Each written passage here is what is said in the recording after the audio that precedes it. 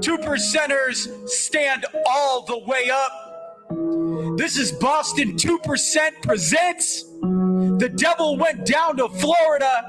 We are live today with director of the movie, What Happened to Austin? Grizzley is in the house. Murder, drugs, the devil, mental health. We're going to cover it all today. This is Boston 2% presents. We're going to give it a couple seconds for everybody to join us. This is going to be a humdinger of a show. Christy's live from Jupiter, Florida. I'm out here on the West Coast. And this is an amazing story that you don't want to miss. Everybody share this video out all over the interwebs. Put it in all your groups. Share it on all your pages. And here we go. Grizzley, good to see you again, my friend. Hello, hello. Am I supposed to call you Patrick or Boston 2%? Everybody here knows me as Boston, but you know what? You can call me Patrick. That's how you know me. We're all good. So how have you been? It's been an exciting ride, hasn't it? We met, about a year ago? A little over a year ago. I think so. I'm not real great with dates and numbers all the time, but yeah, I think it was about a year ago we met. Yeah, certainly did. It was last June. So why don't you tell my audience how you found me, why, and everything behind like the backstory of how you and I connected, first of all. Sure. Yeah. So I am Grizzley. I am an independent film director.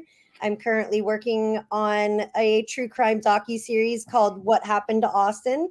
And I've been doing a lot of research for many years. I think we're going on 5 years in November that I've been working on the film. And a lot of that has been done. A lot of my research has been done online. Ironically, a lot came to me through TikTok, thankfully. When COVID hit and I had nothing but time on my hands to work on the movie. I got onto TikTok, and as I was continuing to research my film or research my series about Austin, I came across your content on TikTok, and I just thought, wow, this is almost the anti-Austin to the story. And I was really intrigued by how your stories were so similar. Yes. And yet here you are preaching the Lord's work or doing the Lord's work, preaching, and changed your life and turned it around, and you're clean and you're living and making amends. And I just found it to be such an encouraging story and so similar to what could have happened with Austin that I felt like I needed to bring your voice into the series. Yeah. And let's just give a little bit of a backstory. So the year is 2016. Okay. And Austin, do you pronounce it Harrouff or Harrouff? A lot of people say Harrouff, but they say Harrouff. All right. So Harrouff, Austin Harrouff, he was a Florida State University student, correct? A freshman. He was a freshman. Austin was like 19 years old at the time. Austin was experimenting and actually using substances pretty heavy from what court documents and stuff later on said and testimony. And Austin went into a psychosis, very similar to the one I went through in Fire and Ice, the Meth Bible, that's based on my life. And it was 2016. Austin Harrouff is arrested for the double homicide of John Stevens and his wife, Michelle Mishcon, and the assault, I think, attempted murder of Jeffrey Fisher in Jupiter, Florida. Is that correct? And that was the case where when first responders showed up, now this is how everybody knows the case.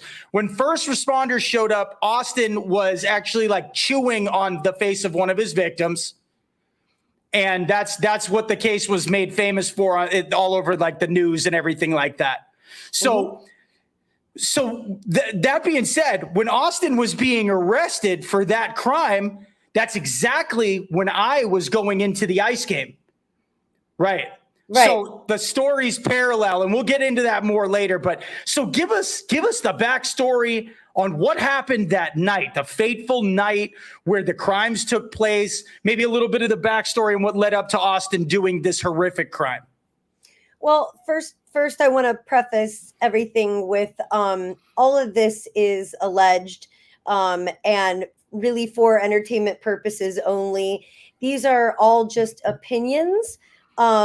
I think based on the title of my movie, What Happened to Austin, I think everybody should know that we're just going to give our opinions. But in the long run, it's all about what we all think happened to Austin, because I don't think we'll ever truly have the answers of what happened to Austin until Austin sits down with me in front of a camera and really opens up about what happened that night. So this is all just alleged and speculation until that time comes, which we hope will be very soon here. Right. So about that night, basically, Austin was a 19-year-old freshman at Florida State. From what everybody could tell, or from his reputation, he was a good kid. He got good grades. He came from a well-to-do family. His mom was a pharmacist. His dad was a dental surgeon, pretty well known, owned a bunch of businesses. They did very well for themselves. Lived in beautiful Jupiter, Florida, where I hail from. Very, very blessed to live here. And you know, but looking from the outside, looking in, very privileged on the outside. You know what I mean? He drove a nice car. He had his school paid for. You know, basically, you're pretty typical average American kid. And all of a sudden, he comes home from Florida State, and he's acting very strange. Family said it had just been a recent change where he was acting like he was in psychosis. And instead of taking him to go get mental health treatment, or let's say even a drug test, they thought it was better to just kind of keep him busy when he was having these battles of psychosis, where he was talking ideas of grandeur and making really weird, strange statements about, you know, there being demons in the house, and that he felt he was the Grim Reaper, all these strange conversations. So the family tried to keep him busy. And that night, I guess there been some conflict between the father and Austin, Wade Harrouff, the father, and the son. And people believe that triggered Austin's anger, and he got up from a dinner table that evening. And from what we know, because there is no eyewitnesses other than the neighbor who survived, and he didn't see anything except what happened at that house. But what we believe happened was that he left the restaurant upset, walked towards his father's home, and shortly after that, he just apparently walked into the home, into the garage, the open garage of John Stevens and Michelle Mishkan, a married couple, beautiful, kind married couple. And we don't know exactly what transpired, but we can tell you a very violent murder of two innocent people that were absolute strangers to Austin. They did not know him. They did live in close proximity to the dad. So we believe it was just kind of like wrong place, wrong time situation, where he just rolled up on an opportunity. And unfortunately, those people were the ones that passed away that night, John and Michelle. And he violently murdered both of them, and actually did cannibalize. We don't know if he was actually swallowing and all of that, but yeah, he absolutely was tearing and ripping at flesh like an animal from the face and neck and other body regions of unfortunately Mr. Stevens. Now this is an incredible story as far as how horrific it is. Oh, it's Christy, I just want to say this for everyone watching. First and foremost, my heart truly goes out to the families of the victims in this case. Mr. Fisher, yeah. I mean, we're sorry that happened to you.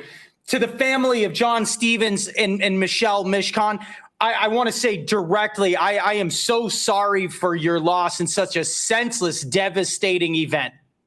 Okay, and I have walked a similar path as Austin as far as the psychosis and everything else. And I'm telling you, there's multiple avenues of theory here, Christy. We've heard a bunch of stuff.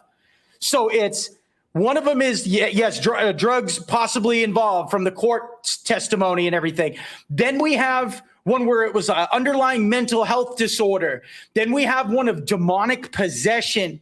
And that personally, since we're giving opinions, I fully believe that he opened doors to the demonic realm. Because now, when we started talking a year ago, and I start researching the case, the parallels between Austin Harrouff's story and mine are phenomenal, right? So he starts going into psychosis, just like I did.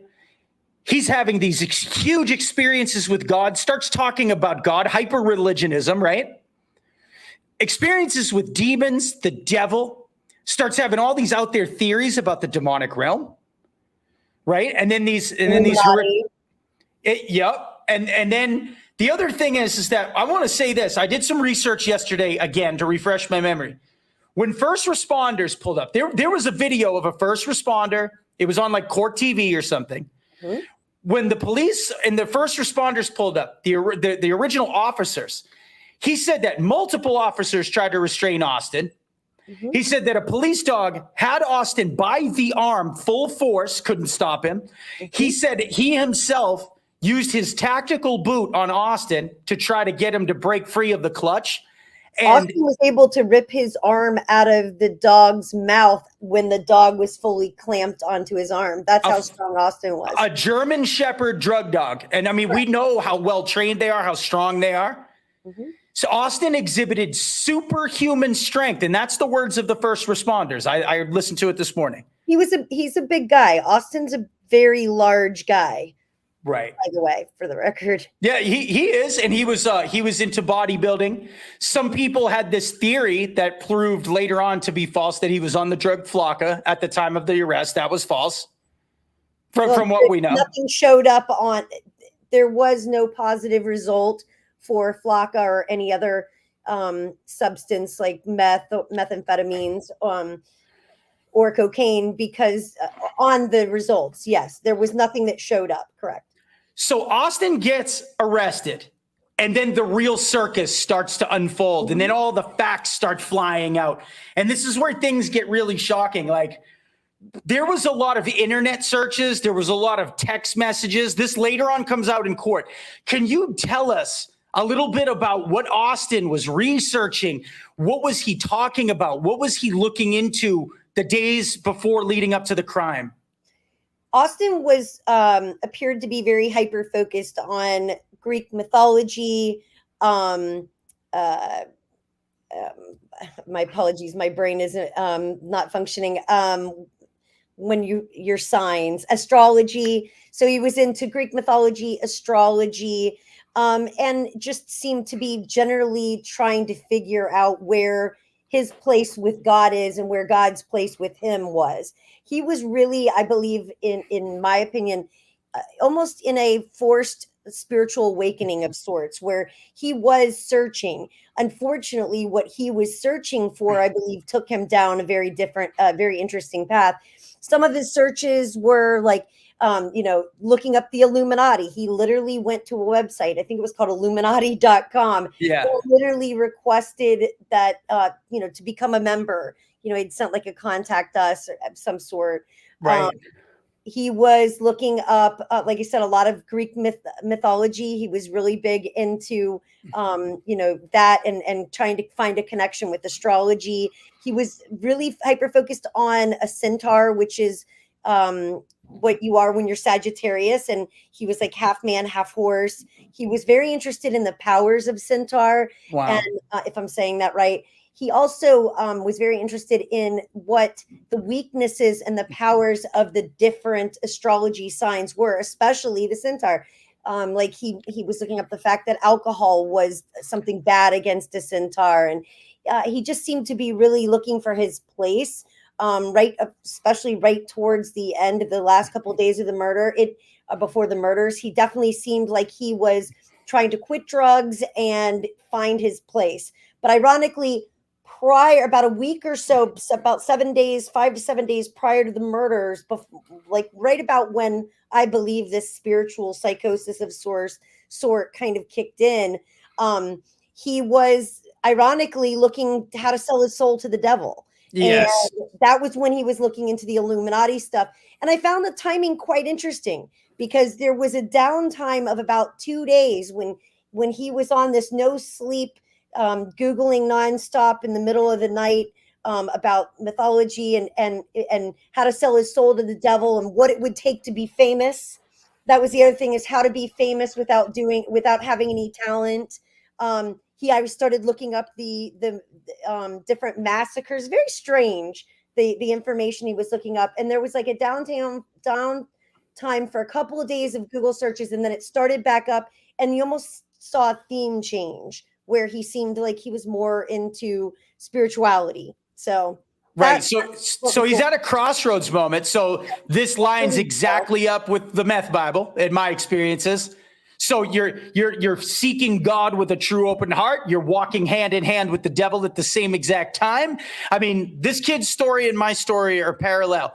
But now the thing that blows my mind is I'm citing Court TV on the selling his soul to the devil. I watched it this morning. That's a proven fact that he did Google search that. The other thing that I thought was really crazy was his father, which I think this is my opinion. I think Wade Harrouff is a real piece of work to begin with. Okay. Wade Harrouff. I mean, he's this very wealthy dental, business owner in South Florida. He's got a big bank account, and he takes his son, who he knows is in full psychosis, because they admitted, and this is citing Court TV, that he'd been acting strange. It will also cite the Dr. Phil interview later on. Austin started acting really strange. There was a string of YouTube videos. He was clearly mentally ill. And Wade Harrouff brings his son to a gun show, and the murder weapon is purchased at that gun show. That's correct? Correct. That guy is, that in my opinion, that was borderline negligence to bring someone in that state to a gun show. Not only that, but to buy him the weapon or whatnot that day. That's incredible to me. Yeah, I think a lot of people tend to agree with you on that. And, I have to say,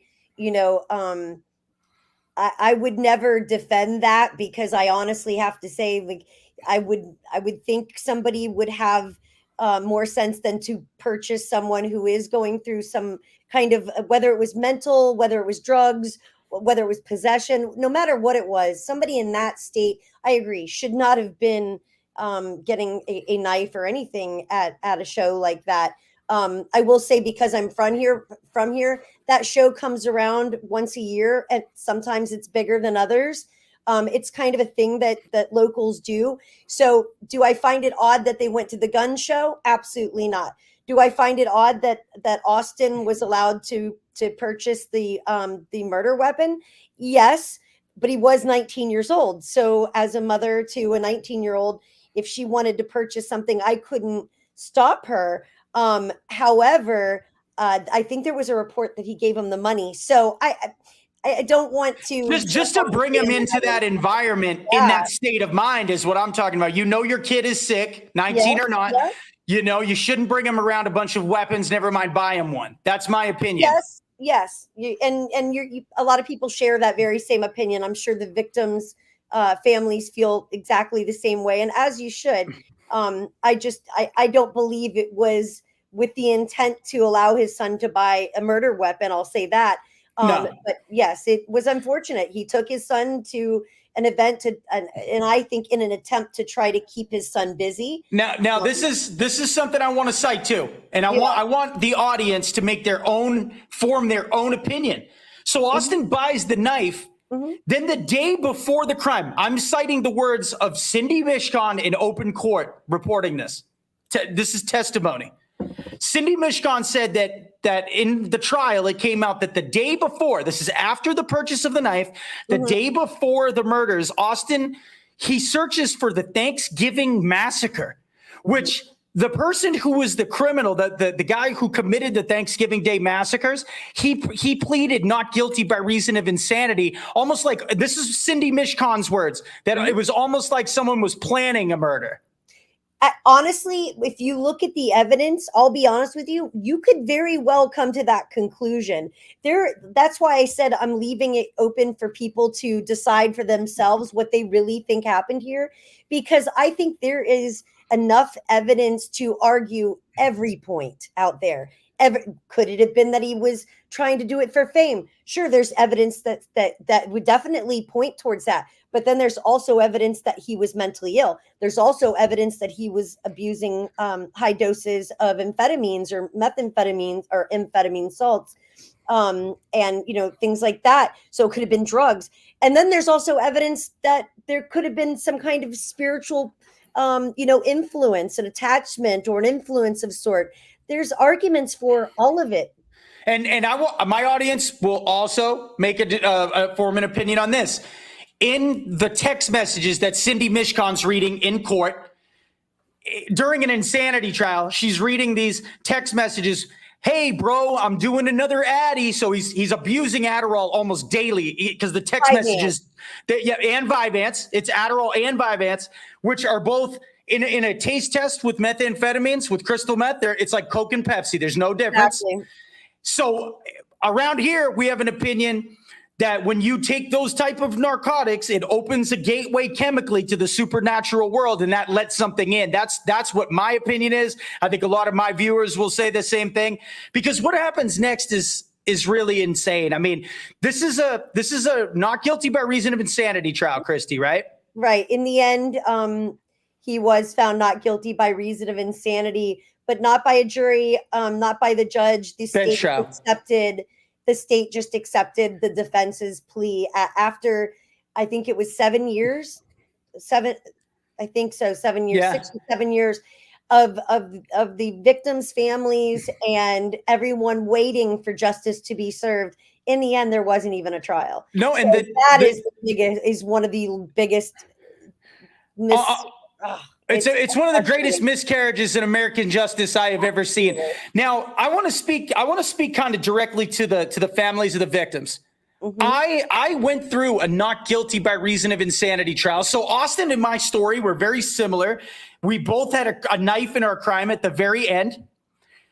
Austin chose the devil and he did what he did, and I chose God and surrender. And I went into a McDonald's and I took a $3 burger. I told everybody to leave the restaurant, and I got arrested on purpose to get clean because I was so bad at my addiction. But you did it with a knife. I did it with a knife, and he did too.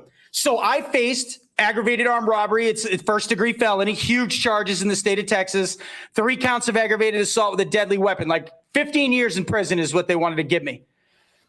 That insanity finding is so rare that only 1% of felons get it even heard by a judge. Only 24% of 1%. So less than a quarter of 1% of people get off on insanity, and drugs disqualify you from the insanity defense, at least in the state of Texas. In my opinion, Florida failed the Mishkon and the Stevens family. Absolutely. It failed Austin even because, I mean, this is a miscarriage of justice, Christy. He should have not gotten that finding by any stretch. Honestly, that is why I've continued to remain independent and forcing that, even when I've wanted to give up at times with this process, because it is so dark and heavy and very expensive to do as an independent. Yeah. I've never given up and I would never give up. Everyone has to see this film because I believe, or this series, because I believe the one thing these people deserve is to at least have a trial of sorts. And although we can't change the sentence, we can't change the outcome of what happened that day, what we can do is at least put the information that, the facts of the case out there for everyone to see, so people can make up their mind for themselves. Because he's not talking. Truth is, if Austin would talk and give real answers for what happened that night outside of the Dr. Phil interview, which did nothing, right? It would be different. But right now, we don't have a choice but to put him on trial in this series. Okay. So argue both sides for both the prosecution and the defense, so that both sides of the story are heard and people get to make up their mind for themselves what really happened, and the victims' voices get heard in all of this. And let's talk about what happens. Let's talk about what happens with Wade Harrouff, because I'm not letting him off the hook. There was a lot of people that'll be happy about that. Wade Harrouff is this really wealthy, privileged dude. I mean, he's got a lot of money. Christy, what was Austin's defense? I heard it was like $1 million. Was it $1 million? Oh, it was more than that. Wade told me himself that it was closer to 2 million. So Wade himself told you that it was around $2 million. That is insane. Correct. No pun intended. Okay. So now we've got like a potential of Wade is influential if he's got that much money. He's very influential, and he knows a lot of very influential people. And one of those people happens to be President Donald J. Trump. Wow. So, I mean, that could have maybe swayed the justice system a little bit in this, right? This is a little tidbit of info you'll first hear here is that Austin was actually wearing a Make America Great Again hat the night of the murders. Yes, he was. You actually see it in the Duffy's footage. So, and he might have been, this is speculation, but if they're friends, he's probably a donor to the campaign, yada, yada. I know nothing about that. I can just tell you based on, what some of the people that I've interviewed have their personal opinions, especially the ones very close to the case, believe that that the family is very well connected. And no different. The Mishkans, the victims' families, are also well connected. So it is a very strange case that seemed to give no one justice on either side, no matter how well the connections, which makes it even stranger. Yeah, and let's go ahead. I'm just going to say it because nobody else will.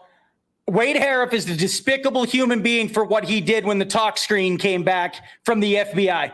This man finds out that the FBI talk screen comes back and it's in favor of Austin, and he takes his whole office out for drinks and a celebration.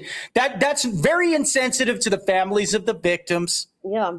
It's like a slap in the face, and he's despicable for that.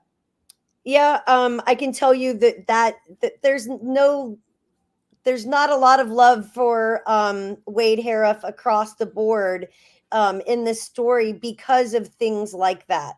I don't try to claim to know Wade. I've had conversations with him, and I've heard countless hundreds of, if not thousands of hours at this point of phone calls between the family, when a lot were with his father, Wade. And I will say that his personality is a larger than life personality. So he often comes across very abrasive. And I think that, there's a lot of people that agree that it's those kinds of things that would make somebody think that they literally were harboring a murderer and have no concern or care for what their son has done. It's a lot of people have a lot of anger towards him for that, because it's the truth. He did do that. And some of the comments that were made on the phone calls that the public have heard, I get a lot of comments about, the things that they spoke about and the way they spoke about the victims. It's quite sad. And then let's back it up a little bit too. I want to address the Dr. Phil interview. So this is before the trial. It's right after the arrest. It's in between. Who reaches out to Dr. Phil? Did Phil reach out to the Harrouff family, or did Wade reach out to Phil? How did that work? I cannot recall exactly. That conversation did come up with Wade. I believe that Wade knew Dr. Phil as well, or somebody knew there was a connection there, but I can't be honest, or I can't honestly answer that because I can't recall. Did you see that pitiful interview though, where he was fake crying? Oh, well, in the defense of Austin that day, he was just out of, he was healing from almost dying himself. He was heavily medicated, and he came off as if he was fake crying. Everyone has said that. And looking at the video, it appears like he's just faking it. But knowing now what I know about the case and Austin's injuries and what he was on, I mean, it also could be explained away, his weird reaction that day during the Dr. Phil interview. It also could be explained away by the medications he was on and the Okay. fact that his mental health was so whacked. Not defending him, but I'm just saying, now that I know what I know about the case, he was very heavily medicated. Okay, now listen. I'm going to do a reenactment because I like to do impressions, and I want everybody who's watching this and the replay, go look up Austin Harrouff, Dr. Phil. Watch the clips. This is how Austin, Hey, Austin, how do you feel about what happened? I'm paraphrasing. It's just like a nightmare, and that's exactly what it was. Now listen, Austin can pull the wool over a lot of people's eyes. And so can Wade and everybody else. I wrote the chapter Movie Magic in the Meth Bible. I wrote the chapter Dark Days Asylum Nights where I was in the institution. I can attest to this. I wrote a 716-page book about my psychosis, my experience. I am going to tell you the part of him in court and his story where he says, I don't remember anything. He's a liar, in my opinion, because I went through it. And not many people can say this, but I can. I saw and remembered everything from my psychosis, and I was doing way more drugs than that kid ever was. Now, I was out there I was on Planet X. They misdiagnosed me with bipolar 1. It is like seeing through a different lens. That's where the whole Truman Show phenomenon came from. And how many thousands of people have come forward saying they experienced that. But I remember everything. And I'm going to tell you this right now. I knew the difference between right and wrong, Christy, okay? Yeah, so I want to tell this story for the family really quick. Yeah. To the Mishkan and the Stevens family, if you watch this. I found out my father was dead, and then I did the crime, a 4-hour window, okay, where I went home and I passed out. I've never told this story publicly. The only person I've ever told this to was Christy, I think, during the filming of this movie. I was walking home, and I was at the end of my rope right before the self-inflicted arrest. I was covered in self-inflicted knife wounds. I was in swim trunks. I'm walking home just absolutely in a rage and insane. Kind of probably like when Austin left the restaurant Duffy's, I can only assume. A man said something to me at a bus stop, Christy, and I went over and I picked a boulder up. It had to be like this big. It was heavy. It was enough to unalive somebody. And I put that rock over my head and I walked towards that man. And my humanity kicked in, my conscience kicked in, and it was just like, what are you doing? And I put the rock down. I was in a rage. You know the difference between right and wrong in a psychosis.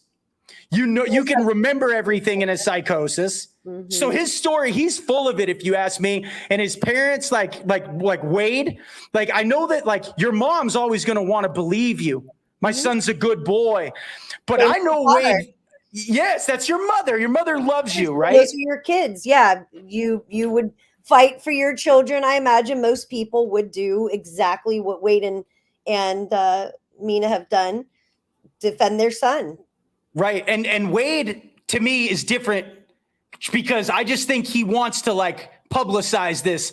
That doctor interview, y'all. Go watch what Wade Harrouff. Go watch his demeanor. And the way he is, yeah, like I think he was exploiting the whole situation, if you ask me. A lot of people share that opinion. A lot of people do. I will say they're not talking. They've shut down. They're not doing anything. Because of the court cases, they're not talking. Hold on one second. So they're not talking anymore because of their lawyers. They claim that that's the reason they're not coming out and speaking about what happened that night or offering the victims' families answers or apologies. That's what they're stating, is that it's because of the lawyers. So wow, and until Austin speaks, we'll never have both sides of the stories, and I think he owes it to everybody personally to do that. Absolutely. He not only owes it to I think the world, because it was such a huge story that so many of us have these questions, and I know the family disagrees. Austin's family they don't believe that we are owed any answers, but really in the end, the people that are truly owed the most answers here are the victims' families. and they would like to know what really happened that night. And I'm certain that if Austin came out and told them the 100%, the truth, and took accountability for everything he did and apologized, I believe 100% in my heart that that would bring so much healing to so many people. But because of the civil case, we're being told, oh, that's why they're not talking as of yet. So it stinks, because it leaves a big open wound for the victims' families, and it's like there's no closure, because not only was, yes, there's justice in the sense that currently he's locked up, he's in a mental institution, he was found not guilty by reason of insanity, but he was also awarded, he was taken as a ward by the state, and he's currently in a state-run mental institution. So he's not going anywhere, and he's been locked up the entire time since the night of those tragic murders and attacks. Okay. But the fact that that he wasn't given life in jail, or the death penalty, which honestly a lot of people in the case close to it wanted to see happen, that was where the injustice comes, because they were never given a chance to fight and say what they believe happened and what they believe caused it, because they truly believe that drugs are what did this, that it wasn't mental health, that yes, obviously he was at a stage of craziness, but they believe that craziness was brought on by substance abuse, not by a mental illness, that the mental part of it came because of the substances. Okay. And so I want to stop you there, and I'm not trying to interrupt you, but I want to just interject, because in the chapter in my book, which I wrote, and I keep mentioning the book because it's a written testimony of my psychosis. So in the chapter, Orange is the New Whack is the one where I'm in jail. And I'm doing this interview for the Mishcon and Stevens family. That's why I'm doing this. I want them to know the truth. I want everybody to know the truth out there. Drugs, when you're in psychosis, I was in meth psychosis, deep methamphetamine psychosis. That was my diagnosis, okay? Once they found out it wasn't bipolar 1. I was in deep methamphetamine psychosis for probably a year and a half of my life, and eight and a half months of that was after I had no drugs at all. I was incarcerated with no drugs at all. I stayed that way for 8.5 months. I was so crazy that one night, 8.5 months into my incarceration, I'm awaiting trial for 8.5 months with no drugs. So if the family's watching this, the whole thing with the drug testing is out the window, because I went to bed talking to the weatherman, thinking we were having a conversation. That's how crazy I was. And I woke up and I was completely healed just like that. All glory to Jesus Christ. Now, my crime was bad enough. Okay, my crime was bad enough, and I take responsibility for that. I should have gone to prison. The only reason I'm here is because of the grace of God. He had a plan for my life. I didn't hurt anybody. He knew my heart. I was going to go out and serve the Lord. Now, drug psychosis can last way after the stuff leaves your blood. I'm just going to say that. That is 100% accurate. That's I guess that's probably a question that a lot of people are going to have is, so the victims' families, like I've said, they believe 100% it was drug-induced psychosis, right? But then you have the drug tests that say he had no drugs in his system, right? Right. So I guess what I think would be important for my viewers and your viewers is to tell them how you believe he could have had a negative test result and still been in a substance-induced psychosis. Yeah, Vyvanse, Adderall, any kind of hallucinogenic drugs, anything is going to leave your system within 5 to 10 days, tops. So, I mean, your psychosis could last months and months and months. Mine lasted 8.5 months. So absolutely the drugs caused it, in my opinion, 100% in my opinion. And you're going to pee clean. Well, you're going to pee clean. So for them to say it was mental illness. Now, this is the thing. The history of drug use being so close to the murders. Yeah.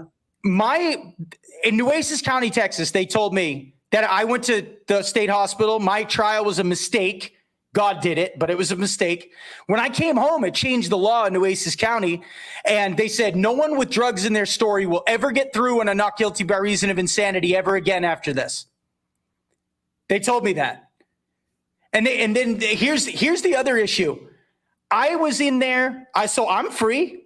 Aggravated armed robbery. I'm free. I was gone in 6 months after I got there. So I did 8.5 months in the institution as well.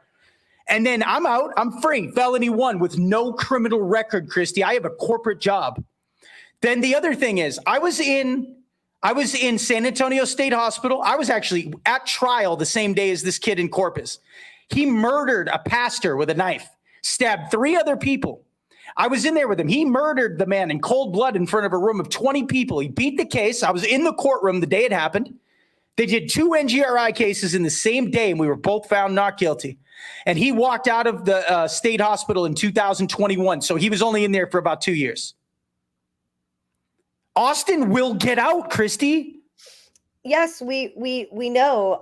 Austin, honestly, we're all very shocked that he's not out already, because we've expected him to be out within 6 months of the court case, which we're well beyond that now. And I can say, to the relief of a lot of people close to the involved in the case, people are grateful for that, but he won't remain in there forever. Austin is definitely, they're trying to get him home, and he will walk amongst, society, and that will happen. And I don't know if it's true about him having a clean record, but I don't believe. I mean, a lot of people know about the case, so I have a hard time believing he'll just walk completely. No, he's going to have to see a psychiatrist once. Pretty much the protocol is he'll see a psychiatrist once a month for the rest of his natural life. He'll see a social worker once a week. He'll be drug tested for the rest of his life. Austin Harrouff is a prime candidate for relapse. He's a powder keg. And my team of 20 doctors sat me down right before my release. They said, Patrick, it's not if, but when you go back into psychosis if you use stimulant drugs harder than caffeine or nicotine, cocaine, methamphetamines, anything stronger, those Vyvances, anything. It could be 2 days. It could be 2 months. They said, you will go back in, and chances are you will never come out because you were in so deep. So is this a threat to the community, letting Austin out? I mean, I think that's why he's still there. I believe that if he was zero threat to anyone, I believe he would have already been released. I believe that that's why they're keeping him in there, because the level of violence in this crime was so unreal, that I think everyone realizes that they'll be, that their name and their reputation will be on the line. And if he does come out and relapses, like you said, into a state of psychosis, whether it's through substance abuse or mental illness or demonic possession, whatever it is, if he does relapse and go back into psychosis, he could hurt somebody again, and not just hurt somebody, but could kill somebody again. And I believe that's why they're keeping him there. I don't know if they'll keep him for too long, though. And in my personal opinion, I think he won't be in there much longer. Maybe another 6 months at best. Well, okay, so I want to just paint the picture of Austin and Wade's character again. The jailhouse phone calls. This is on record. I watched it on Court TV this morning on YouTube. Austin Harrouff's jail phone calls. He's liking himself while he's locked up, waiting trial. I feel like I'm an African in here. I feel like I'm a Holocaust survivor. Like, he had his own private telephone when he was locked up. I've never seen anybody have that. I don't believe it's a private telephone. I believe it was a phone right outside of the cell. And I believe there was, from what I can gather by the conversations, is that the phone was right outside, and there was only a couple of them that were in that area. So he basically had free reign for that phone all day. If he wanted to be on that phone all day, he would. And there were times that I can tell you, the poor mom, struggling just to be able to continue to keep up on the thousands of dollars in jail phone calls. He was making a lot of phone calls. He stayed on that phone a lot. a lot. And it was a good insight into what was going on with him, prior to the actual end of the case. So now he's had this experience with God and the devil. He's had this horrific thing that God showed him this insane amount of grace and let him out for whatever reason in God's plan. I will never understand it, but where is Austin's walk with God after this like movie worthy experience he went through? Where is he at with that now? I gotta say, from what I have seen and heard myself from Austin and from his family, he is he appears to be in a place where he wants to walk with God. He's telling everyone around him, including myself, that he wants to turn his life over to God and help other people when he gets out. When he gets out, the goal is to I guess get into some kind of ministry of sorts. I don't know, exactly what. I can't. Again, this is just speculation. I believe he will go into some kind of ministry of sorts or something to try to help people, or at least that's what he's telling the family and myself. So I believe we will see that. He claims to be very remorseful for what happened, but it ends at that because there is no conversations about what's happened because of the legal cases. He uses that as a reason why he can't open up and speak. Well, and then the Lord Jesus Christ can forgive you. And all of our heroes from the Bible, all the big characters, the most famous ones from the Bible, were all murderers and criminals. And that's the truth. God can use you. But this is the thing. Where is your heart posture? Where's your heart's intention? If Austin's going to try to use ministry to exploit, to make a career out of it because he has no other avenue, that's not going to stand. And God's going to watch his heart posture. Yeah, I don't know what his plans are exactly. I think, he doesn't have a lot of avenues, is what I would gather, because there's a lot of unknowns when he gets out, what the restrictions will be. I will say this. The family, whether or not they've paid all this money for the attorneys, they are in the dark a lot of the time, when they shouldn't be, because he is an adult. Even though they're paying for the bills, Austin's still an adult. So they're in the dark a lot of the times. And I will tell you that no one really knows exactly when he's going to get out, what's going to happen when he gets out, what he's going to be allowed to do, what he's not going to be allowed to do. Those things are all very much in the air and people are all in the dark about it. So I don't believe there's been any real plans made for that because no one knows.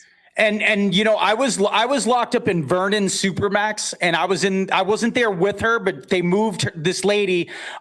She drowned her 5 kids, and her name was Andrea Yates. Yeah. And she said God told her case very well. Yeah, and she drowned him in the river. Her husband went down to the river and fished his kids out, right? So she is in Austin now, Texas.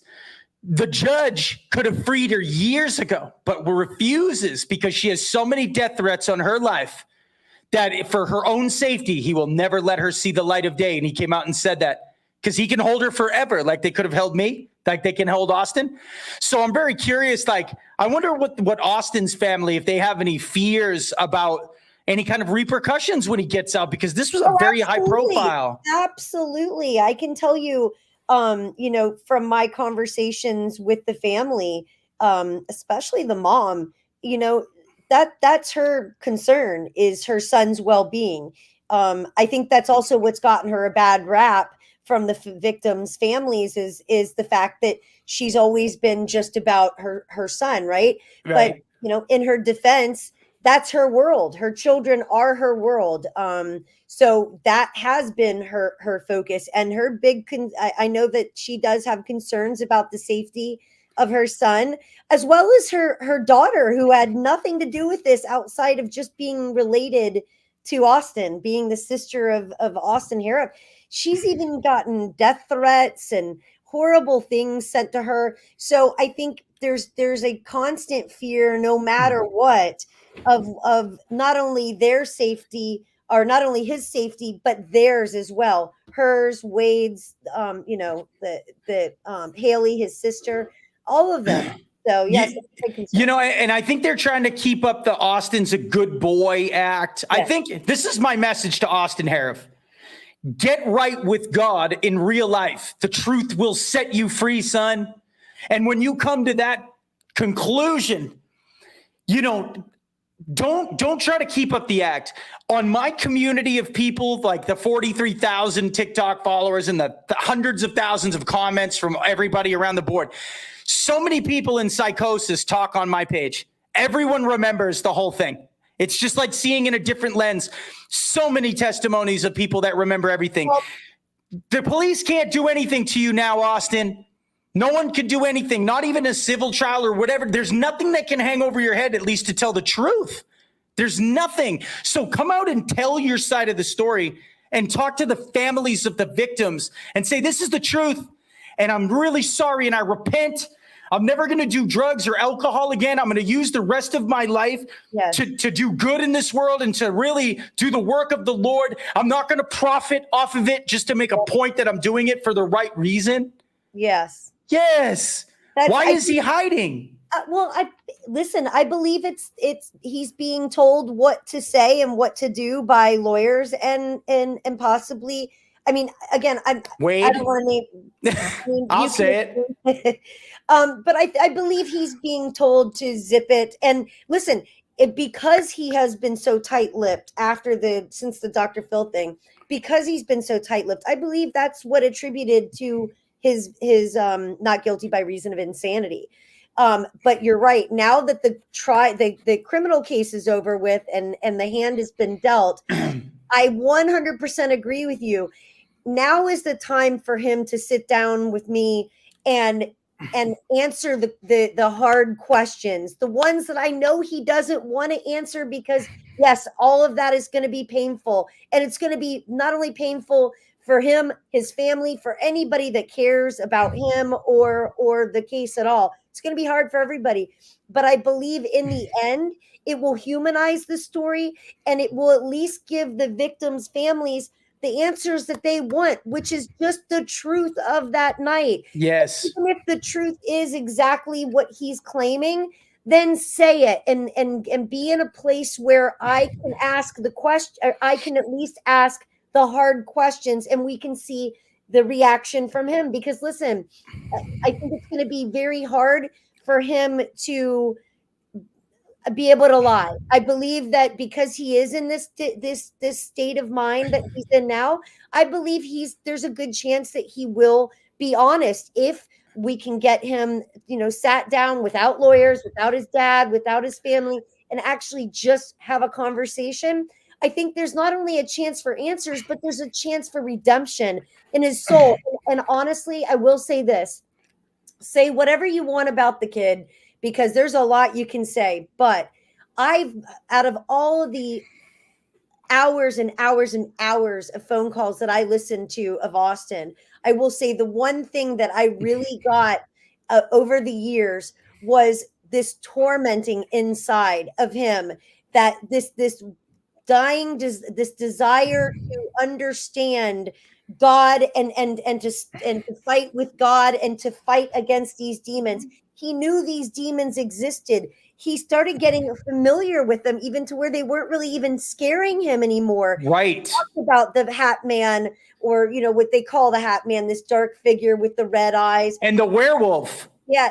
Well, in jail, he specifically talked about the black figure with the red eyes, and he wasn't scared. He's gotten so used to that I believe that, he really just wants to understand his position. And from what I've understood of those phone calls, is there was a real desire to make amends with God and to change his life and change the course of it. I really believe that there is a chance for him to turn things around, but it starts with the conversation and honesty and giving people the answers that they deserve. And that starts with the victim's family. Right. And I this is my opinion. I think if he maintains the storyline that he's going with now, I think that he's going straight to hell. That's my opinion. And I also think the alternative road is he gets real with himself, his own family, and he says, hey, Dad, I'm not listening to you or whoever's coaching him anymore. That kid was coached the entire way through. I listened to all the stuff.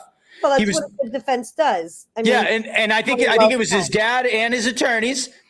And then, but now it doesn't matter. So he either maintains that and tries to like play it off like he's not that bad of a person when it's like, we all know, I mean, John Stevens and Michelle Mishkan, I mean, that pretty much seals the deal that you screwed up. You know, you made mistakes. They're dead. And it's like, they weren't just killed. It was brutal. They were wiped off the planet. Their souls were destroyed. And they were good people from what all the people said. There's nothing you can say about John and Michelle except that they were innocent people that really loved each other. John loved his kids. Michelle loved his kids. They loved their sisters and brothers. The family. That's the thing. I gotta say, about the victims' families. When I tell you these people, all of them, they are loving people that literally their families have been destroyed because of this illness, death. All of this has happened because of this insane crime that took place. And they were the Mishkan family, the sisters. There were 3 sisters, Michelle and Cindy and Jody. And when I tell you they were like triplets, they not only all look the same, but they were literally close like triplets, even though they weren't. I know. Triplets. He said that himself. Best friends. Yeah. So they went on vacations together. Every holiday was spent together. And they were a loving, very close family. And to see such a beautiful, tight-knit family destroyed by such violence breaks my heart. It's almost as if it was an attack on their family itself because they were so healthy and tight and close. Drugs and the devil did this. And I'm going to say that. Drugs and the devil did it. And the only thing that devil did it. Yeah, it was drugs opening the door to the devil. That's what did this.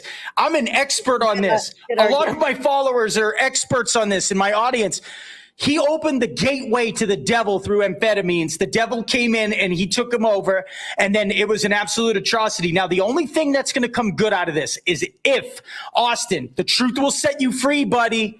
You need to come out and tell the world that you were taking and abusing amphetamine pills and narcotics and mushrooms and weed and booze and everything to the highest level. What's the worst thing that could happen if he does that, huh?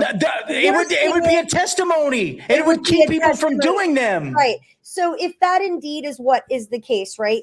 Let's say that the theory of substance abuse is the go-to. Let's say that's the accurate one. The worst thing that could come out of that by him admitting all of that, outside of maybe some civil responsibility, right, to the families, to the victims' families, but outside of that, the worst thing that could happen is that he is that's a testimony and a warning to other kids, especially young people. Yes, and you know what? There should be civil penalties like O.J. Simpson had, because it's not to go get a lump sum of money for the family's not doing that. They're not going after the money. They're trying to prevent this man from profiting off the money. No, they don't want Austin and Wade to profit off the death of John Stevens and Michelle Mishkan. I disagree let me not speak for anyone because I am not a representative of Austin or the family or anybody except I'm a representative of my docuseries, What Happened to Austin. Right. But I will say this, from my personal conversations with the victims' families, some of the members of the victims' families, I have been told that it is absolutely nothing to do with money. It is about getting answers. Right. And that is why I've wanted these. Well, I've always wanted the answers for because I wanted them and I wanted to know what happened to this kid. But that is what they want. And I believe that in my heart, that those answers can heal people. And these people deserve to heal. They deserve closure. And if they never get that conversation with, or if they never get the answers, I don't believe they'll ever get closure. And that's honestly what I believe, Boston. This is not about sensationalizing this case anymore. This is literally about putting a lot of people that I got that I became very connected to, especially after hearing their testimonies, listening to their tears and their anguish, and not just the victims' families, first responders, people involved in the case. When I tell you the amount of destruction that this case has caused, it goes far beyond the victims. Because it was so horrific, right, Christy, that a lot of the first responders have to have had PTSD, I can only imagine. All do. Every single one of them are affected emotionally about this case. Some will admit it. Most of them admit it. Some of them will not. But I can tell you from getting to know these people over so many years now, going on 5 years, is that they are all affected.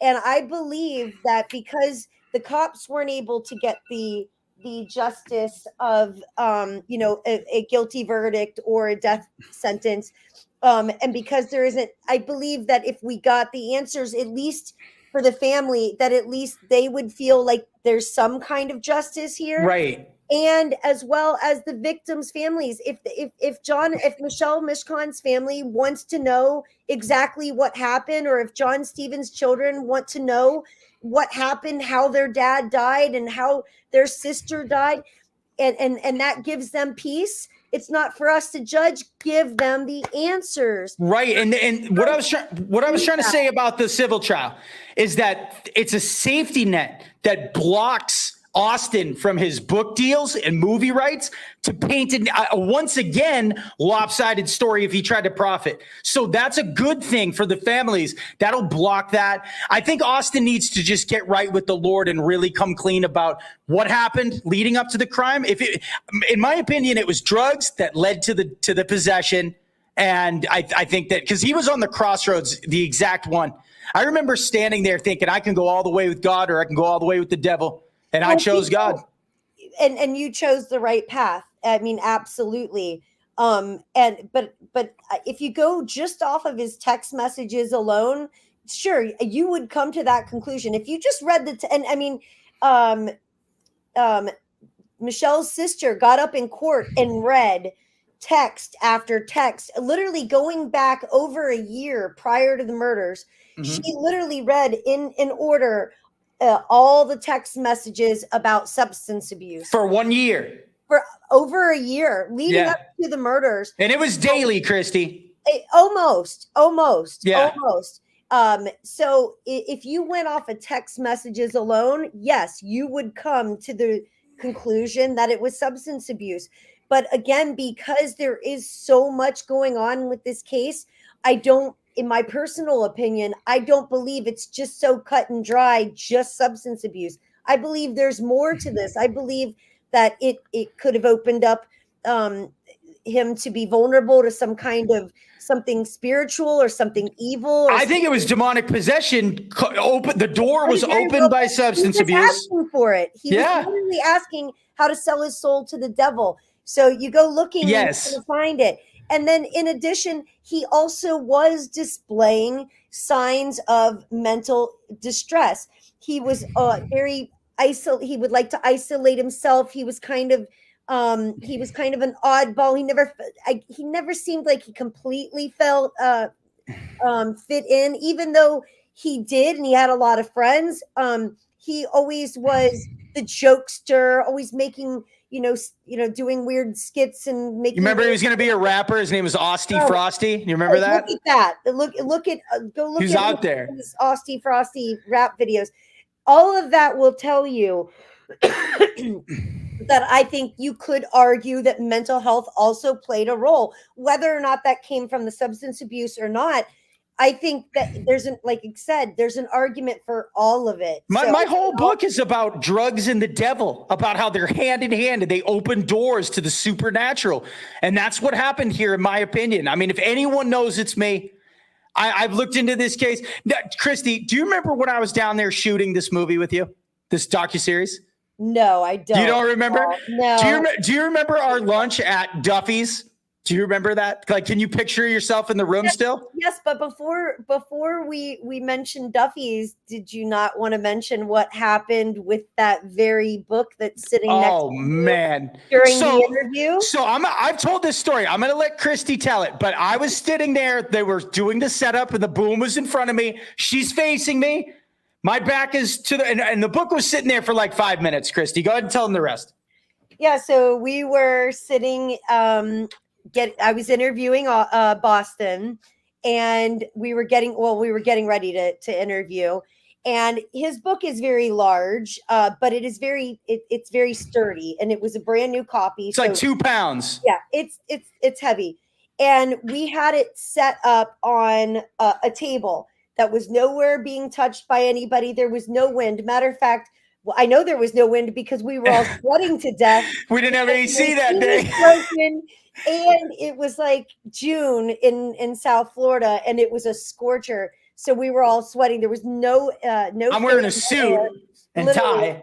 And we were literally talking about demonic possession, and we were talking about how there's always interferences when you talk about things negatively, spiritually wise. When you talk about the devil and things like that, that things always happen. And sure enough, the book literally just flies off of the table. It just slaps on the floor. Slaps on the floor. And the book was not placed on the edge of the table. This heavy book was far enough away from anything that you could not guess anything other than who pushed it or threw it off the table. It was as if somebody hit the book off the table. Your production guy's not even a believer, and it freaked him out. It freaked him out, and he's not a believer at all. But I will tell you, he's starting to become one because of all of the weird things that have happened when we start talking about demonic possession and spirituality. We've had so many weird things happen. He is actually opening his mind and is actually open to believing that there could have been dark forces involved because of what he's witnessed just being a part of making this movie or this series with me. And Jerry, I talked to Jerry Marzinski earlier before we went on. Yes. Christy, did you see the pictures of when during my lives, 2 different ones, it was like a demon's hand going towards my throat twice. I saw that on your page. Yeah. And it was like, that was 2 different shows. What are the odds of that same glitch happening with different lighting every time and everything? It's wild. Listen, you can't discount it.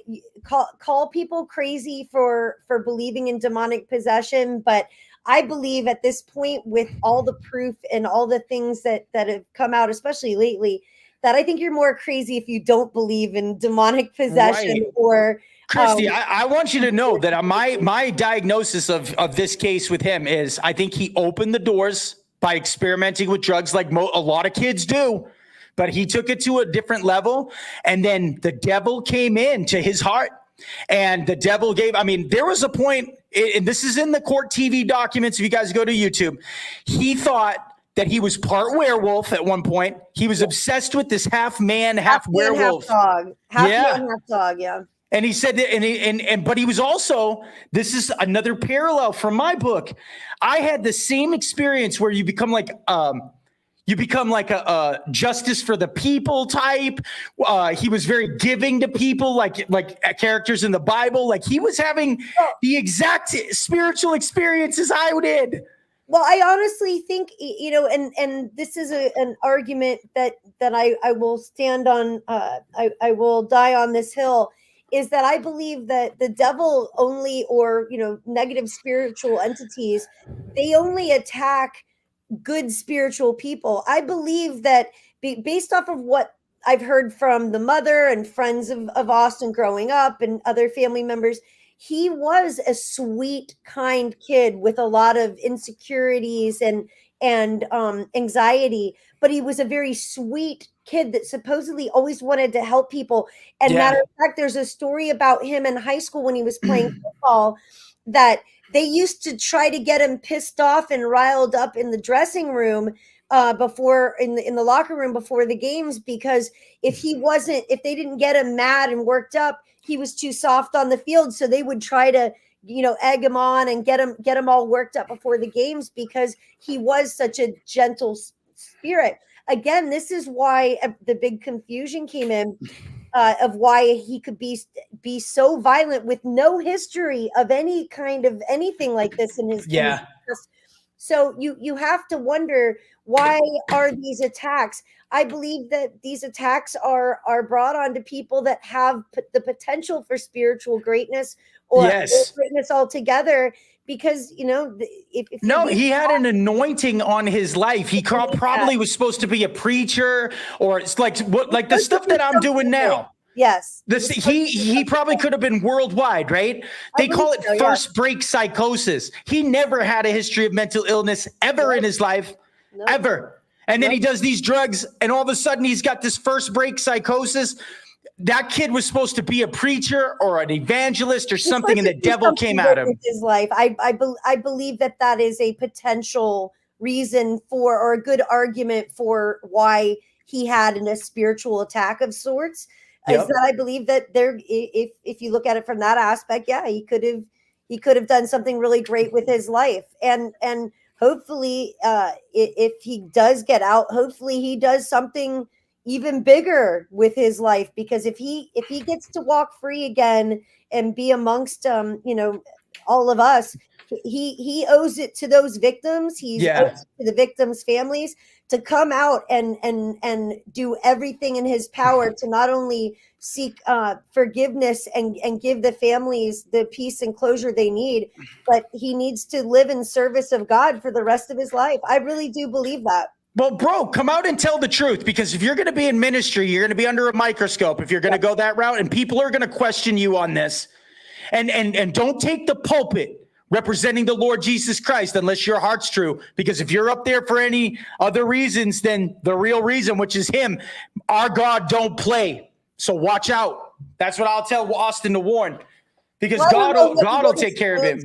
Again, I don't know what his plans are for when he comes out, what his goals are, but I believe it 100% that it's going to be based in his Christianity faith. I didn't know about my criminal record. So when I got out, I was like, I have this high publicized arrest that's all over the internet. I'm like, what am I going to do with my life? So I said, I got this amazing story God wrote. That's why I wrote the book. Then it turns out like I have no criminal record of any kind. Like I pass background checks. He's going to do the same exact thing.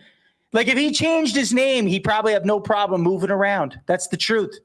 So everybody beware. I mean, it's a scary situation. That's why I'm a recovery advocate. That's why I don't mess with amphetamines or nothing, because if I did, Christy, I would be a danger to society for sure. And myself, powder keg, just like Austin. We could never go back. We crossed the line, and we could not that I don't want to dance with demons anymore. That's a huge thing too, but it's like, it's a responsibility for the victims' families. He can never use drugs or alcohol ever again, out of respect for them above everything else and the safety of society. Well, and the safety of whoever he's living with, whether he lives with his mom or his friends or family members, for the safety of anyone, because if in fact they don't have any real answers of what happened that night, then they'll never know what was the real cause. Was this August 15th of 2016? Yes. So the stunning thing, the reason why I booked the plane tickets like 10 minutes after Christy told me to come down was because in August of 16, Austin Harrouff's in handcuffs after he made a deal with the devil, or sold his soul to the devil. And I am entering into hell. And it was like God chose me and wrote the story in my life as a direct answer to what the devil did in Austin Harrouff. And then all these years later, our stories collide. It's amazing. God, the devil and God, two different stories, so similar that just intersect later on. And you're telling me God's not real and there's not a purpose? Austin, come forward and tell the world the truth. You owe it to everyone. You owe it to yourself, and you owe it to God above all else. God and John Stevens and Michelle Mishkon's family, come out and tell the truth and save the lives and souls of people who are about to enter the drug world. Well, he says that he will once the civil case is over. But I believe that's where the concern is coming in. What I've had a lot of the my viewers on TikTok and other social media, the people that follow the story, is their big thing is, well, why isn't he talking? And when I say, oh, it's because of the civil case, the first thing out of their mouth is, well, but he's not gonna, it's not about saving his life anymore. He's been found not guilty by reason of insanity. Nothing can happen. This is just about money. And I think that's what's aggravating the public so much and continuing this vitriol for him or against him, is because if this is if the only reason you're not talking is because your civil attorneys tell you not to talk, it makes you look like that money is the biggest thing here, and not real redemption. And I think that's what people are craving for in this society is they want authenticity. They want transparency. They want people to own up for what they've done. If you've made mistakes, people want to hear you say, I've done it, I'm sorry. And the fact that he's continuing not to, regardless of the civil case, that's what most people are furious about. I think people are misunderstanding this about not guilty by reason of insanity. And I'm going to clear it up right now. I had the finding. I stood in front of the judge. They make you admit, Mr. Durkin, did you do this crime? Yes. That was the only question I had to answer. Yes. I was just so crazy at the time of the crime that they didn't hold me responsible. But part of the process is you admit to doing the crime. He's not going to win a civil case. He might as well come out and tell his story to the world because he's going to lose. There's no doubt, because he admitted to it in court documents that he murdered 2 people. Period. End of story. He admits to the crime. He doesn't recall the violence against John. Lie. He does. Lie. I'm telling you he does, because I talked to 1,000 drug addicts and I went through it myself, and everybody in psychosis remembers it. It's just a distorted lens, and he's lying. I will say it. That's my opinion. So he claims that he doesn't recall John, but admits to Michelle.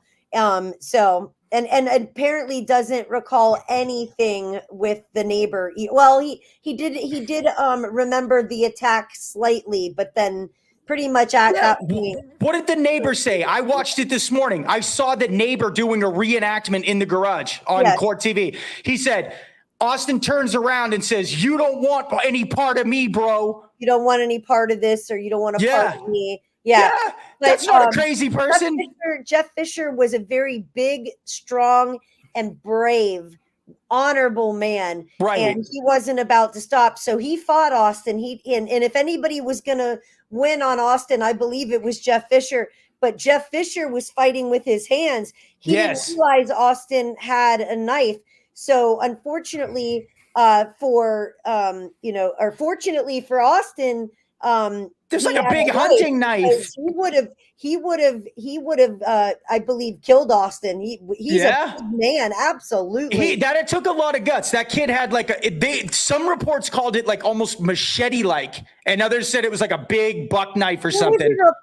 No, it was a very small blade. It wasn't a large blade or anything like that. It was still a knife. No knife. It wasn't just the knife. That's what you guys got to understand. It wasn't just the knife. There were multiple, countless weapons used that night. And then hold on. We forgot about this part. Another reason why I don't think it was insanity is because after the melee happens, didn't he drink something before the cops got there or something? So the timeline is not exact on that because Austin refuses to answer those questions. He almost died from this, though. Yes, he almost died. I don't want to say anything now, but in the movie we will get into what the liquid was that was consumed. Yes. Again, all speculation at the moment, but we will get into that down the road. That time we sat at that table, we sat at the actual table that Wade Harrouff and Austin Harrouff ate at right before the murders. To do that. I didn't. I did. Yeah. I was like, I want to sit at the table because I'm a very spiritual person.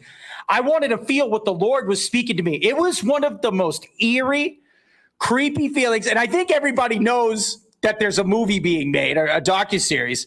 The whole staff's like looking at us, right? They definitely know. I've spoken to everyone there at Duffy's, and that very Duffy's, mind you guys, the whole reason I got involved in this case to begin with is that it literally happened not too far from my home, and my kids actually met and knew Austin, not personally very well, but they had met him through a mutual friend who was close with Austin, a friend of Austin. Shout out to Duffy's in Jupiter, Florida. Their food is really, good. And it's right around the corner from my house. So I go there. To this day, I still go there for lunch and dinner, periodically. And I got to say, it's always a strange vibe going in there because of this case. But yeah, that was the whole reason I got into it, was because it's right around the corner. And here this kid grew up in the same place that I grew up, the same place my children are growing up. And I had to know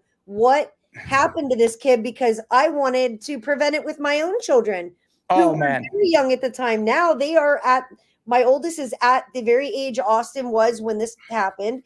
And my youngest, who just turned 18 yesterday, happy birthday, Adela. Happy birthday! I now have all adult children.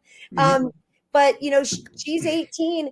And the whole reason I wanted to do this was I thought if this could happen to some normal, average Jupiter American kid, then it could happen to my kids. And I wanted to know how to prevent that. And that's how this whole thing even began. I was a soccer dad in my mid-30s. Meth is a gateway to the devil. Hitler... The Japanese invented, and Hitler was doing Pervitin, which is like similar to the drugs Austin was taking. Yep. He gets obsessed with finding the spear that pierces Jesus Christ's side. Yes, this gets very dark, very weird, very satanic. And we've been trying to scream to the world that amphetamines are a gateway to the devil in the supernatural world. And that's what we're going to keep doing. The problem is, though, when it comes to court cases, especially like criminal cases like this, is the courts don't acknowledge that. All they acknowledge is, was there substances in his system? Oh, there wasn't, then it couldn't have been drugs. Which is insane. I said, I want to say this too. The hero of the day for me watching the trial stuff was Cindy Mishcon. I thought that was one of the bravest ladies. I thought she had a lot of guts, and she went right up and she's like, Austin, look at me. And he wouldn't look at her. And she went up there and she was reading the text like she was a warrior for her sister. So I want to commend her. Jody and Cindy have been nothing but warriors for their sister. Yes. John's his children have also been warriors. They have been dedicated to making sure that their voices got heard. And I got to tell you, sitting in that courtroom that day, and feeling the energy that came from that room, the sadness, the anger, it was brutal. It was very hard to endure. And they have literally championed it. I have to say, I'm so proud of them for being such a voice, because if they had not fought as hard as they did, half of the things that happened in that trial would have never seen the light of day. It was because of them.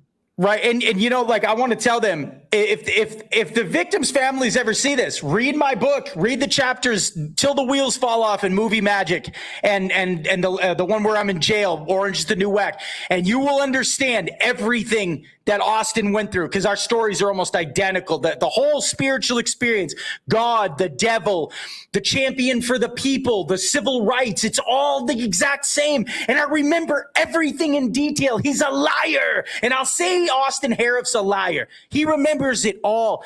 2%ers, put 2% in the chat if you think Austin's lying about not remembering meth psychosis, amphetamine psychosis, because I do. I think he's lying. Well, the big argument with that, again, is people are like, oh, well, it wasn't in his system. I mean, I guess it would be great to explain that when somebody comes off, let's say you were on a big binge of methamphetamines, okay, which whether it was Vyvanse, Adderall, or meth, whatever. Regardless of it is, you go on high doses, let's say for a weekend to study for school, okay? Yeah. You go on a high doses, and then all of a sudden you've been on it, let's say, and you all of a sudden you stop everything, you stop all the drug intake. Yes. People have a hard time believing that the drugs could have continued to affect him 5 days later because he claimed he had No, months and months and months and months later. Listen, I watched his YouTube descent into madness and the devil. Methamphetamine psychosis is like a snowball that rolls downhill, and it starts off like a golf ball. And then all of a sudden you got this monster snowball rolling down the hill. It's an avalanche all of a sudden.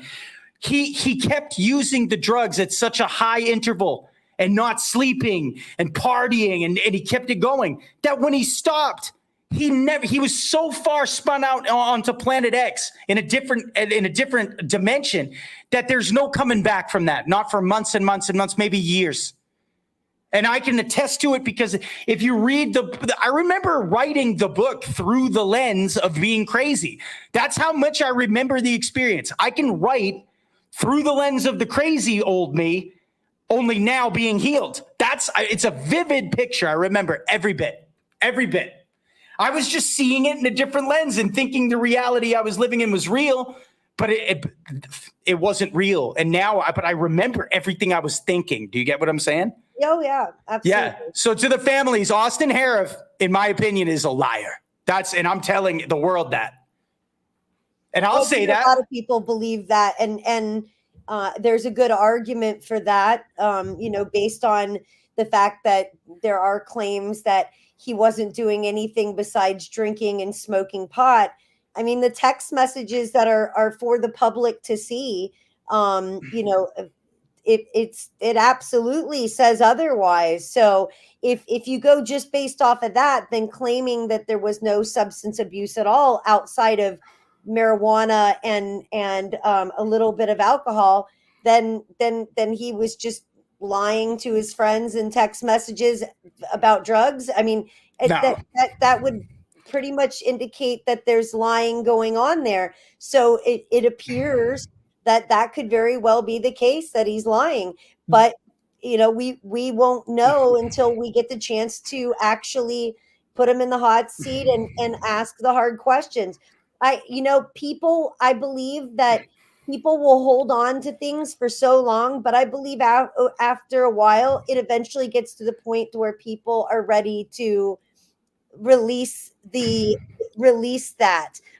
lies, or release that heaviness, because it weighs on you. When you're not 100% truthful about something, it weighs on you. And he can't lie to me, Christy. I wrote the greatest book about methamphetamine substance abuse that's probably ever been written, because I lived it, and it sold thousands of copies all over the world in 9 countries. I watched his YouTube videos. I watched his descent into hell. And I'm telling you, the kid was stone cold bent.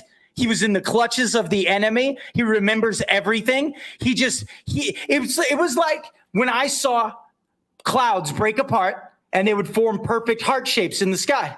Now, did that really happen? I don't know. It could have, but I remember it happening. Now, could it have been a delusion? Yes, but I remember it happening. You remember everything, and he's lying. So that's what the family needs to know. And that's what Austin needs to know. Is the family wants to know. They want the truth. They want him to, because they believe 100% it's because of the drugs, and they want him to admit, to take accountability for that. I want him to. I want him to, because I want him to become an advocate for anti-methamphetamine use, like I am. That's the only way that he can become an advocate for young people, in my opinion, is to be honest, brutally honest with everybody about what got him to that point, because clearly he was not born that way. No. He was a good kid. By all intents and purposes, it seemed like he was cool. So he owes it to himself and to and to the young people. If he wants to really redeem himself, he owes it to be honest about what brought him to the point of this murderous rage. And if it is mental illness, then he needs to have that hard conversation about what brought on the mental illness, or what he experienced. And if it's drugs, then he needs to have that conversation. If it's demonic possession and selling his soul, he needs to have that conversation. I haven't heard him not once talk about he's claiming to be a believer in the Lord Jesus Christ. He is. All right, so he is. Then yes. is he repenting and admitting that he was performing and engaging in witchcraft and idolatry at the highest levels? Because I've never heard him say that. And that's what he was doing. He needs to come forward and say, I did the dope and I was consorting with demons and devils and I was seeking them out and they got the best of me. And now God saved me. He spared my freedom and I'm here to take on the world and save the souls of many people and lives of many people. That's what we want to hear from Austin. And if it's not that, we don't want to hear it. I have to agree with you. The only way I want Austin to honestly be a part of this film, the only way it would serve this series, and I hate that I keep saying film, but it's just a habit. Yeah. The only way I truly would want him a part of this series is if he is willing to sit down and have a very hard, honest, open conversation where some feelings can be brought up, where he can relive the situation and actually attempt to redeem himself. And he can do that, but he's got to do it through answering the hard questions and being honest with himself and the public. Right. And he should, hey, families. Get him together with me in a room. We'll do a reshoot. I'd love to do an interview with Austin Harrouff. I'd love to question him on his experiences because, he's got a humdinger of a story he's not telling. And Austin, I challenge you to get right and repent with God. I challenge you to come out and tell the truth about what happened for the family's sake. And because God is watching, Austin, Wade, if you're watching, if anybody's watching, tell Austin that God is watching him and he knows his heart and he can't run from the Lord. That's my message. So tell the truth and be redeemed and come out and save the lives of people that are going to dabble with drugs and witchcraft in the future, because that's what you did. And for some reason, God believes in you enough that he spared your life, number one. He spared your freedom because you're going to be walking the streets, and what you do with it or what you don't do with it, God, the Lord Jesus Christ, is going to judge you accordingly, and it's going to mean the difference between heaven and hell for your soul. And I care about your soul. So somebody tell the kid the truth. Well, I'll tell you this much. All the things that were actually for Austin to end up in the position he's in right now, and that's a not guilty by reason of insanity. Yeah. It was as if the stars aligned for him every step of the way to live, because he could have been killed that night by the officers. Yes. And then he could have been killed in jail.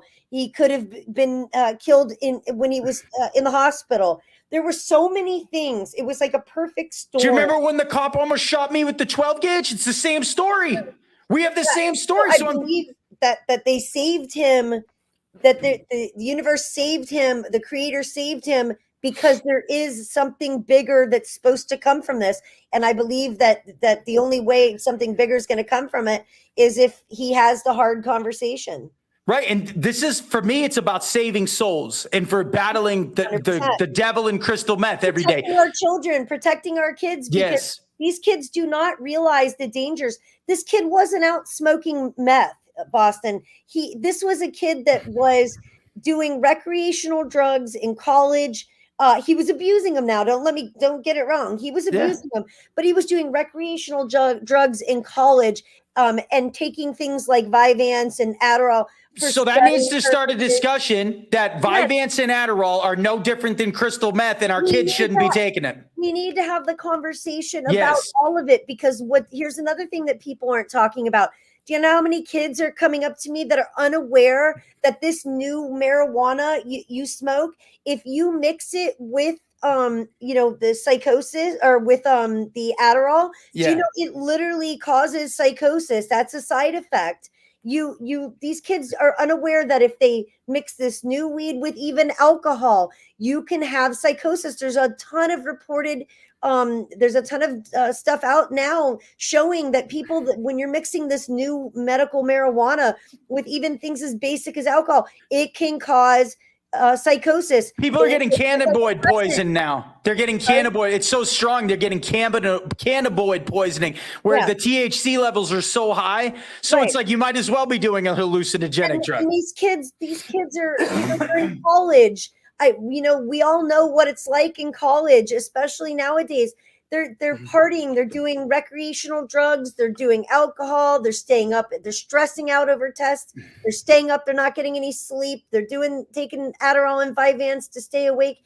And then they don't realize that these very things can literally drive them crazy. Everyone's on fentanyl now, whether they wanted to, whether they want to take it or not. It's because the world's run by the devil and it's on the menu no matter what you're taking. Like you can't even experiment with drugs anymore. You 50-50 shot, you're going to die. Can you imagine the cocaine that kids are buying in the clubs up at the colleges now? Oh, good Lord. It could have fentanyl in it. Yeah. And, again, these are conversations that we need to be having with our young people, because the only thing that can come out of this docuseries, honestly, is some relief to the victims' families, that the victims' voices get heard, that Austin has a chance to be honest and redeem himself, and that our youth have the open conversations about mental health, substance abuse, spirituality, how all three play a part together, and how drug culture, especially at college,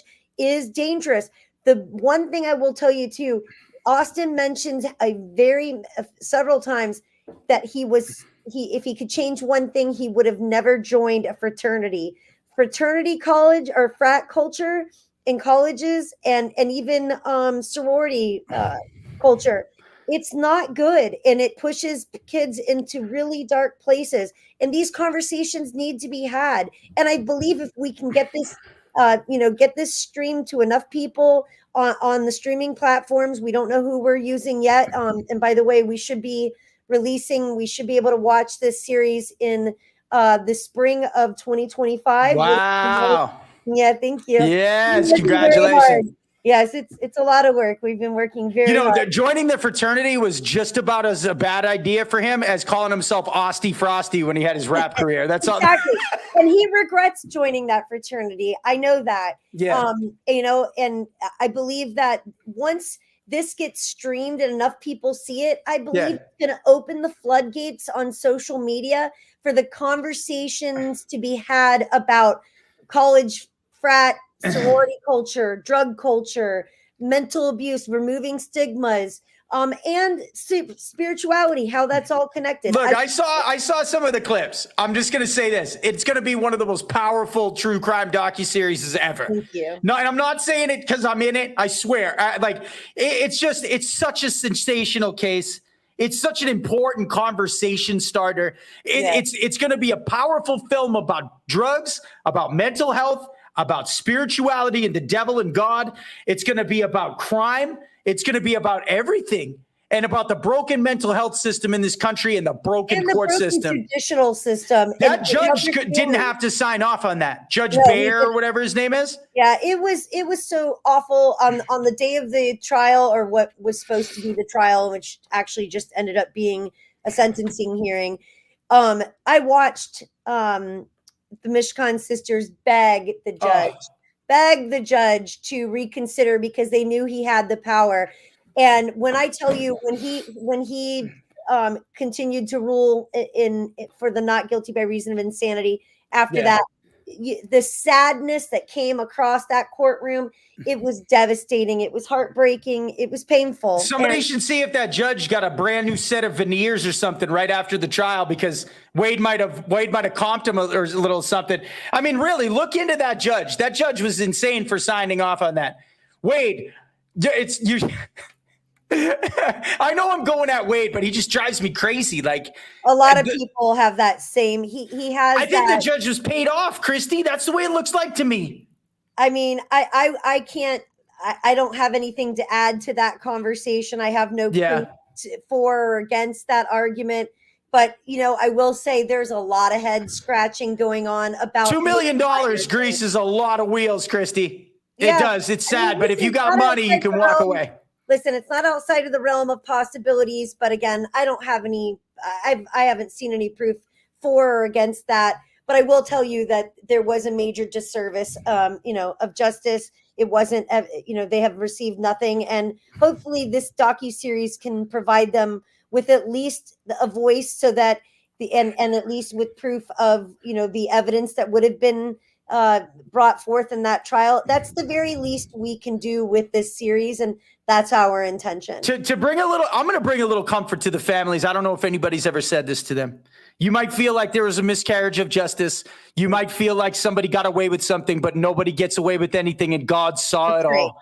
And there's going to come a time where Austin, the judge, Wade, everybody has to stand before the judge of the earth, the judge of the world, the Lord Jesus Christ, and they're going to have to answer for everything. Now, if you did nothing wrong, no harm, no foul. The other option is the lake of fire. So I hope everybody was above board.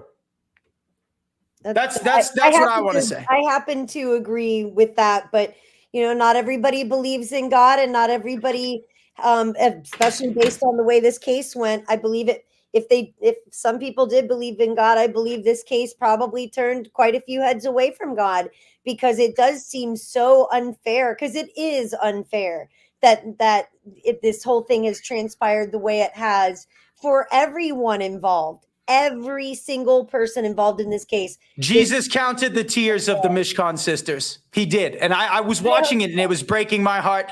And I know, and you know what?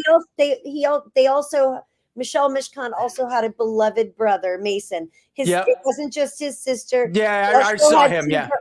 She had two other brothers, and we had the pleasure of interviewing Mason Mishkan as well. And it's affected his wife. It's spread out. It's huge. And by the way, the Mishkans and the Stevens, are John and Michelle, they were beloved members of this community. And we had a lot of mutual friends after the fact. I think we found that out. And the stories that people give about them, it's heart, it's gut wrenching. I care about Austin's soul too, Christy. I care about Austin's soul. I want Austin to get right.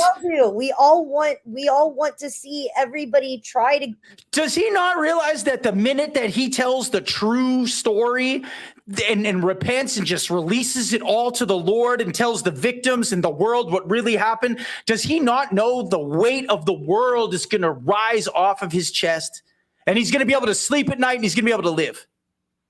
And Wade too, because if Wade was a man of God, and I'm going to say this, if Wade was a follower of the Lord Jesus Christ, if he was really a man of God, this would have never played out this way, because he would have led his son to tell the truth, even if his son went to prison for the rest of his life. I believe Wade just Wade remarried. He divorced from Austin's mom a while back, several years or a long time ago, actually. And he did remarry Wade, and he remarried a Christian woman. I had the privilege of listening to those conversations between Austin and his stepmom, and she is a very God-fearing person. And I believe that she's been working hard on Wade's heart, and even from his own mouth, Wade seems to be moving in a different direction, especially spiritually. So the Wade that you heard on those calls could be very different from the Wade today. I don't know until I get him, face to face, but from the conversations we've had, I've been led to believe that there is a change in Wade, even himself. Right. I just hope that I hope the Harrouff family knows they've already lost the civil trial. So I don't know they've already lost. There's no way that you can win that civil trial. There's no way. Good luck. Unless you got another $2 million hanging around, Wade. Good luck. So, Christy, I want to say thank you for coming on the show. This was an epic show. 2%ers stand all the way up. Keep your eyes out. What did you say it was going to come out like next spring? We're hoping by March or April of 2025, the latest. Yes. All right. Well, what happened to Austin? It's going to be coming to you soon. It's going to be one of the most epic true crime docuseries you'll ever see. Yes. For sure. And listen, if you guys want to get updates, I know because, we are independent. TikTok. If you go to my website as well, whtadoc.com, and sign up for the newsletter, we will be sending out updates and letting you know where it's able to be streamed when it comes out. And also, important updates. We will also be releasing some very exclusive content from Austin himself here shortly. So I think everybody will be interested in that. There's also a place on the website too, if anybody wants to support our independent film. We have not sold out to MSM for the sake of keeping the content where it needs to be. Instead of sensationalizing this whole story, we want to keep it very driven and focused on mental health and substance abuse and spirituality. So because of that, if anybody wants to make a donation or support the cause, you can do that also at the website. And I just ask that everybody try to follow me across, follow our series across socials and engage and share, because the more you do that, the better chances we have at getting this on the biggest streamer ever, hopefully HBO. Yes, HBO, Netflix, something. That's what we're going for. Christy, send me an email with the links to your socials, and I'll edit the description of this video, and I will put all of Christy's links directly in the description. 2%ers, this was an amazing journey. Christy, I hope that we're having lunch at Duffy's again, real time, sometime real soon, don't you? Yes, I do. Yes. All right, live from Everett, Washington and Jupiter, Florida. This is Boston 2% and Christy Lee signing off. 2%ers, stand all the way up.